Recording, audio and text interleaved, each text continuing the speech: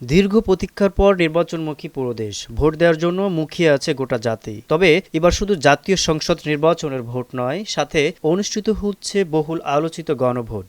বাংলাদেশের জনগণ জাতীয় নির্বাচনের বিষয়ে যথেষ্ট সচেতন এবং উৎসবমুখর। ভোট দেওয়া থেকে শুরু করে নির্বাচনী প্রচার প্রচারণা সবকিছুই এদেশের মানুষের কাছে অতি পরিচিত। কিন্তু গণভোট নিয়ে জনমনে রয়েছে নানা কৌতূহল।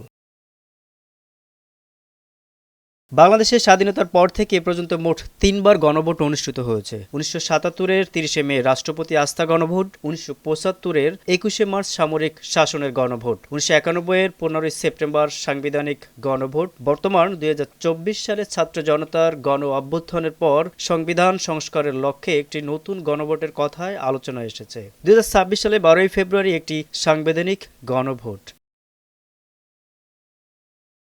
আর এই ভোট নিয়ে সাধারণ মানুষের মধ্যে সচেতনতা তৈরিতে দেশ জুড়ে ব্যাপক প্রচারণা চালাচ্ছে জেলা তথ্য অফিস। লিফলেট বিতরণ, মাইকিং, উঠান বৈঠক ও বিশেষ ভোটের গাড়ির মাধ্যমে প্রচার চালানো হলেও সাধারণ ভোটারদের একটি অংশ এখনও এই প্রক্রিয়ার গুরুত্ব পদ্ধতি নিয়ে পুরোপুরি পরিষ্কার নন। বিশেষ করে নতুন ভোটার এবং বয়স্কদের মধ্যে গণভোট নিয়ে নানা প্রশ্ন দেখা দিয়েছে। গণভোট কেন প্রয়োজন, ব্যালটে কিভাবে সিল দিতে হয়, আর হ্যাঁ ভোট দিলে নাগরিক হিসেবে তারা কি সুবিধা পাবেন, এসব বিষয়ের অনেকেরই ধারণা এখনো অস্পষ্ট। যেহেতু বাংলাদেশের বর্তমান প্রজন্মের কাছে এই বিষয়টি একদমই নতুন, তাই প্রচারণার পর সব স্তরের মানুষের কাছে এই বার্তা পৌঁছাতে সময় লাগছে। জেলা তথ্য অফিসারদের মতে, তারা সরাসরি মানুষের দুয়ারে গিয়ে বিষয়টি বুঝিয়ে বলছেন। তারা জানান, প্রাথমিকভাবে মানুষ কিছুটা দ্বিধা থাকলেও বিষয়টি ব্যাখ্যা করার পর তারা বেশি আগ্রহ দেখাচ্ছেন। গণভোটের মূল লক্ষ্য হলো রাষ্ট্রীয় বড় সিদ্ধান্তের জনগণের সরাসরি রায় নেওয়া, যা ভবিষ্যতে সরকারের জবাবদিহি নিশ্চিত করবে।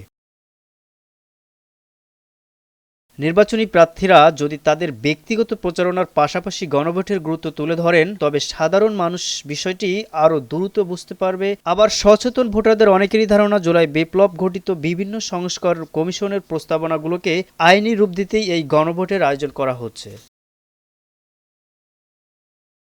সহজ কথায়, সাধারণ নির্বাচনে আমরা এমপি নির্বাচন করি, কিন্তু গণভোটে কোনো ব্যক্তি নয়, বরং রাষ্ট্রের কোনো গুরুত্বপূর্ণ আইন বা সংবিধানের বড় কোনো পরিবর্তনের বিষয়ে সরাসরি জনগণের মত নেওয়া হয়। এখানে ব্যালট পেপারে কোনো প্রার্থীর মার্কা থাকে না, থাকে শুধু হ্যাঁ অথবা না বক্স।